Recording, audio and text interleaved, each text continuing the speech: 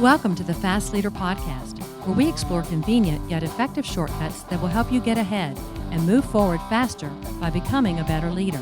And now, here's your host, customer and employee engagement expert, and certified emotional intelligence practitioner, Jim Rimbach.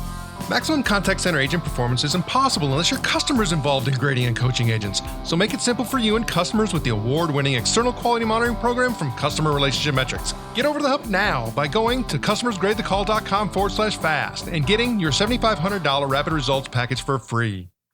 Okay, Fast Leader Legion, today I'm so excited because I have somebody on the show who I've known for a long time, and here recently I've got to know even better, and now you get to meet her too. Vicki Herrell was born and raised in Chattanooga, Tennessee as the youngest of 3 children, and by a lot. Her brother was 20 years older than her, and her sister was 13 years older. As the only child at home after the age of 5, Vicki spent her childhood watching and listening to sports with her father. His influence led her to wanting to have a dream job with Sports Illustrated. She kept the books for the baseball team, wrestling team all through high school and became a sports writer at her hometown newspaper as a sophomore in college. As the only female on a sports desk with 20 men, Vicki learned quickly not to be offended by colorful language and that she had to earn her way to become one of the guys. At that time, there were very few women in sports writing at all, and she was thrilled to be a trailblazer for the women who do this job today. But the lure of politics and the huge time commitment of sports writing led her to an internship at the state of Tennessee legislature, where she met her soon-to-be husband, Charlie. 3 kids later and a few moves led her to a job with TCS, and it launched her into the contact center industry. Vicki is currently the executive director of the Quality Assurance and Training Connection and the Society of Workforce Planning Professionals. She lives in Nashville, Tennessee with Charlie, and her 3 kids are nearby, and she's blessed to have them close. Katie, Laura, and Michael. Vicki Herrell, are you ready to help us get over the hump? Yes, I am, Jim. It's great to be here. I'm glad you're here. So, I've given our listeners a little bit about you, but can you tell us what your current passion is so that we can get to know you even better? I love being the executive director of QATC and SWPP. That takes up most of my time these days. I do have lots of other passions that I'm involved with as well. And I'm very involved with my church here in Nashville, and also love traveling, another one of my passions, and try to do that as much as possible as well. Also very passionate about reading and belong to a book club and go and try to read as much as I can as well. So lots of other things that I'm interested in.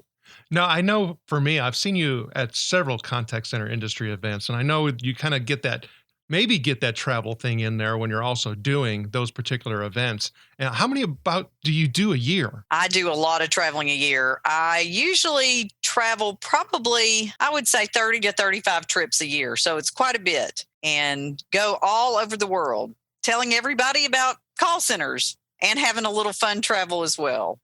So I know you actually started the SWPP prior to starting the QATC.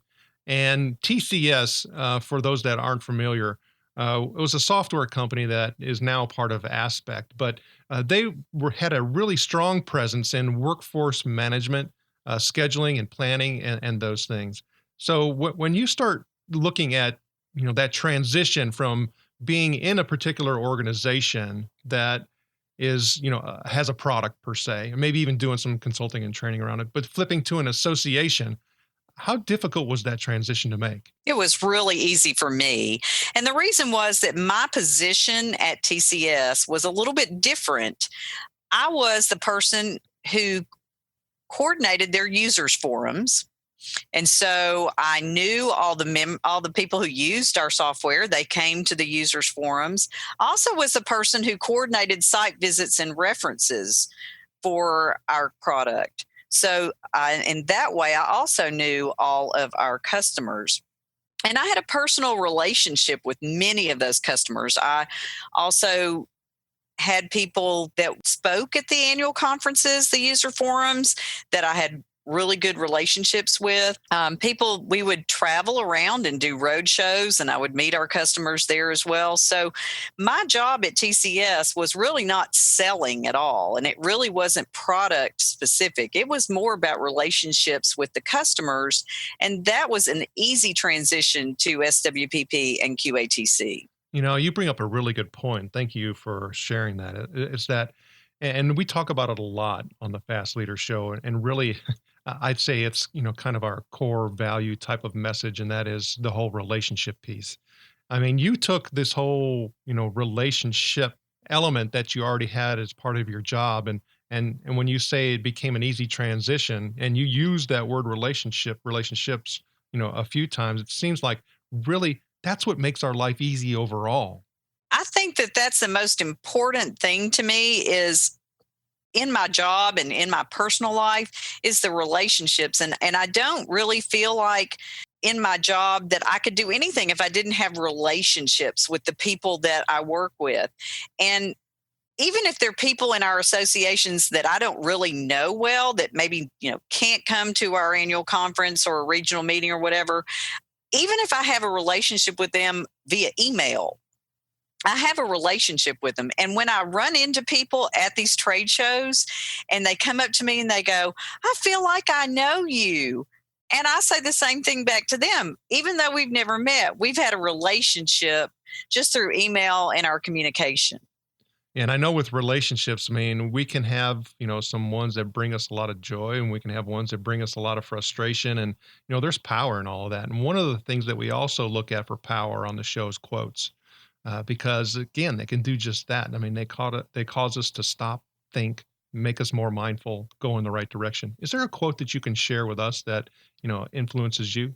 I had a lot of discussion about this with myself as to what I really wanted to share here. But the one quote that I use on a daily basis is Philippians 4:13 from the Bible.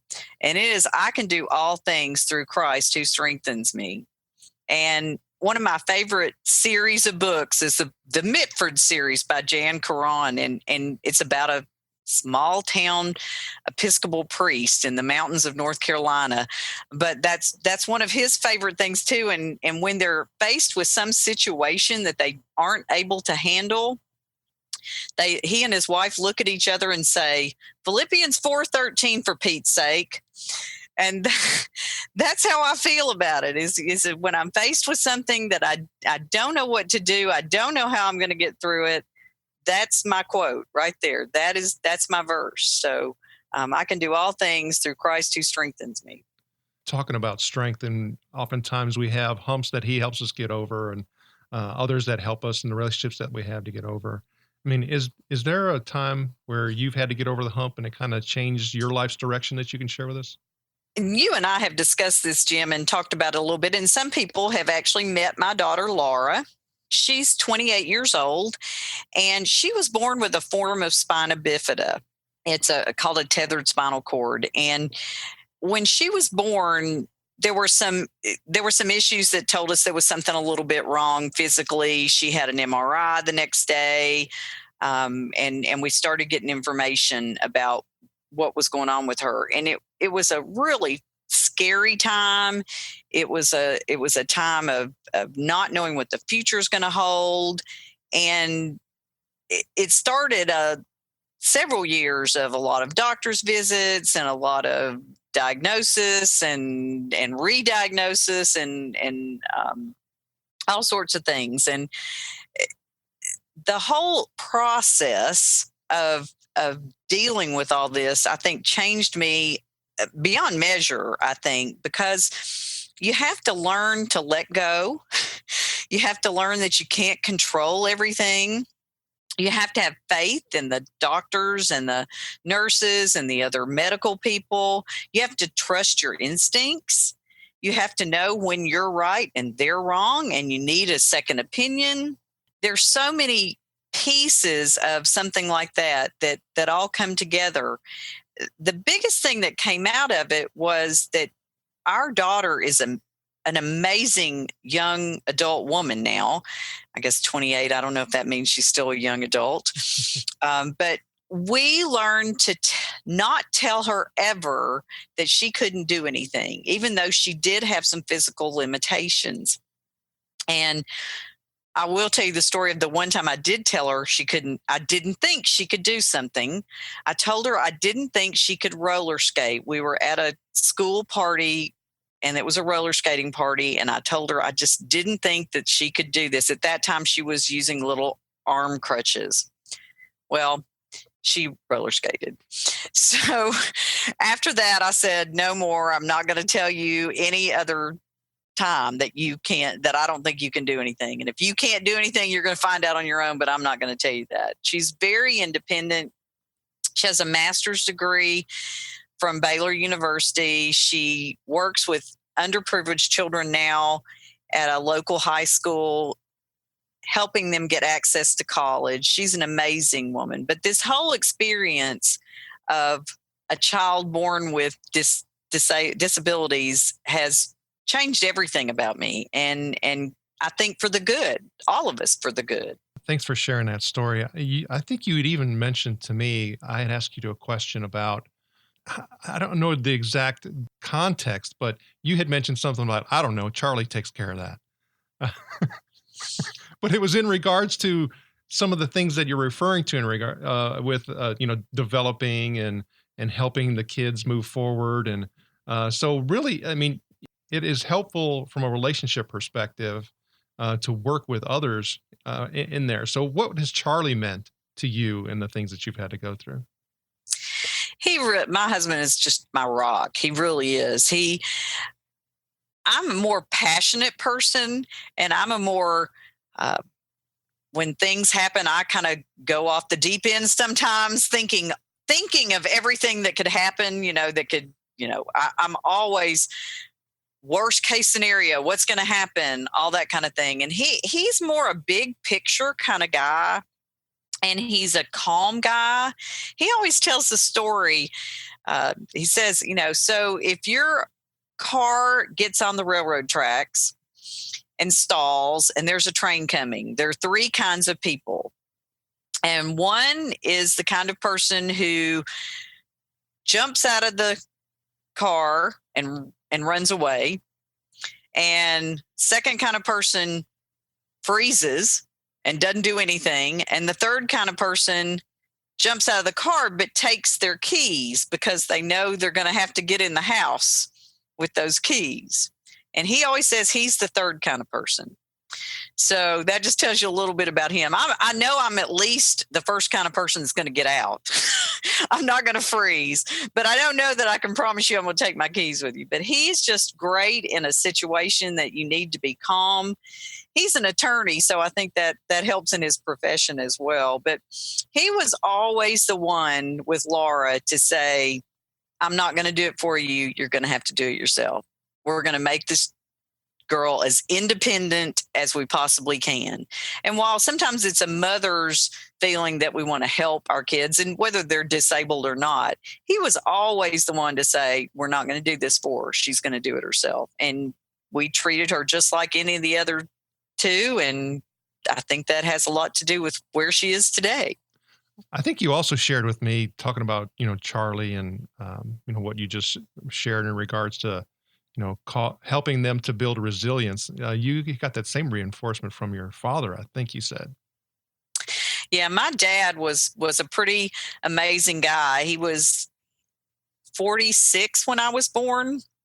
So I guess he pretty much raised his kids and thought he was done. And then he's got this other child he's going to deal with. And I hung out with him all the time, and we had so much fun. And he was just the kind of guy, which when I was growing up, this wasn't true, but he always told me, it doesn't matter that you're a female. You can do anything that you put your mind to. You can do anything that you want to do as long as you never give up.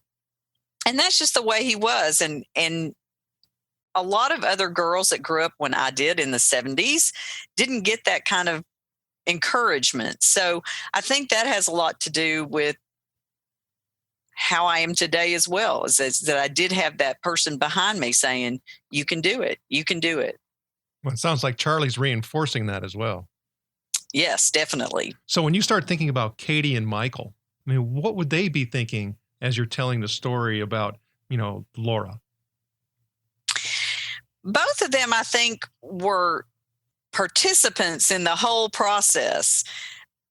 One of the things that Katie remembers, it's so funny, Laura had quite a few hospital visits and surgeries and things when she was younger.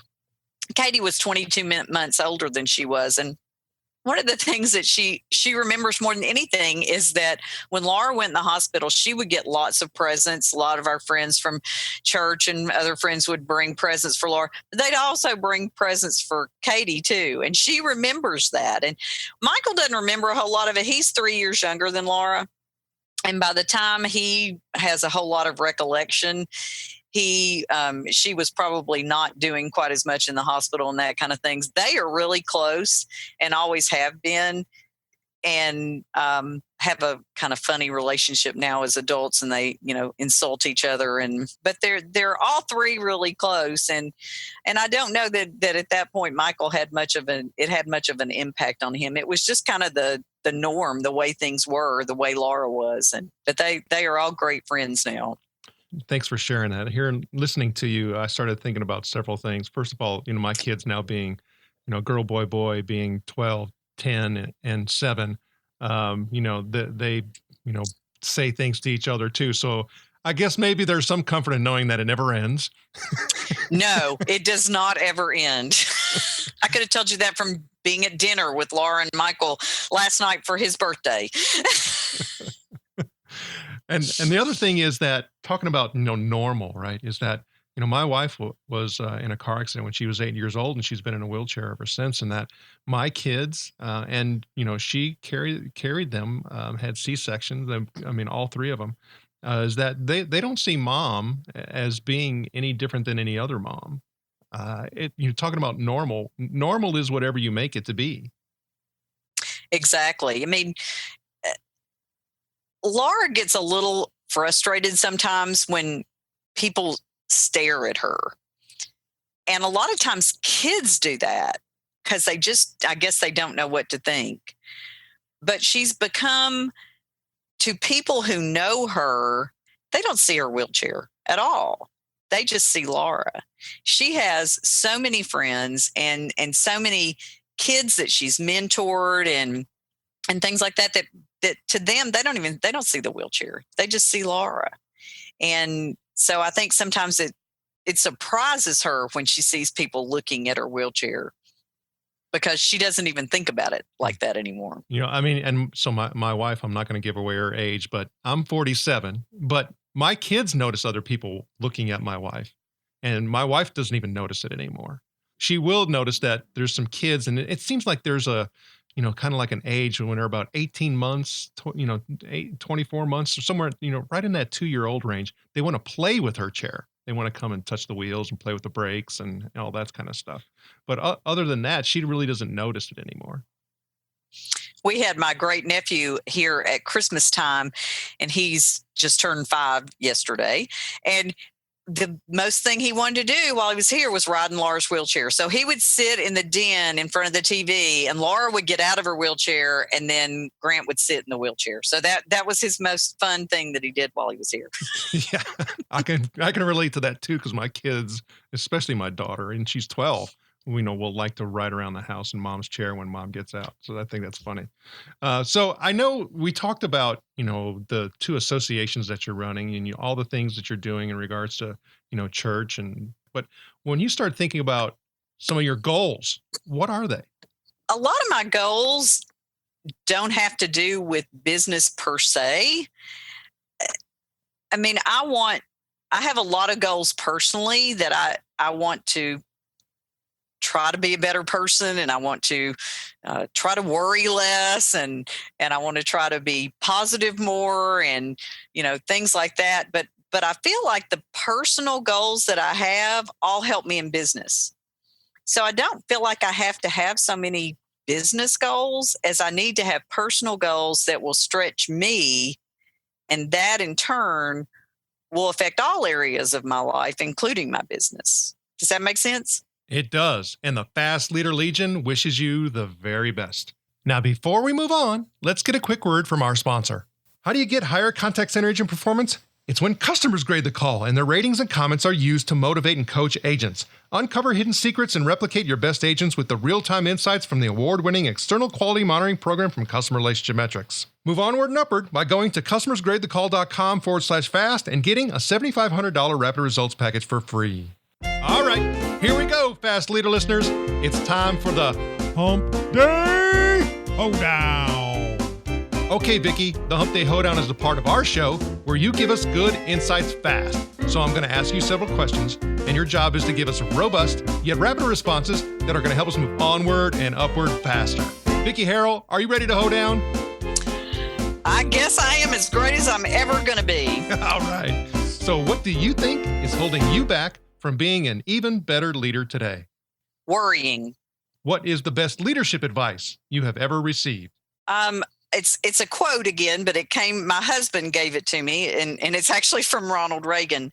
The greatest leader is not necessarily the one who does the greatest things. He is the one who gets the people to do the greatest things.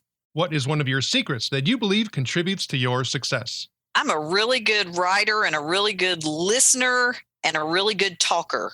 What do you feel is one of your best tools that helps you lead in business or life? My smile and my friendly personality. What would be one book, and it could be from any genre, that you'd recommend to our listeners?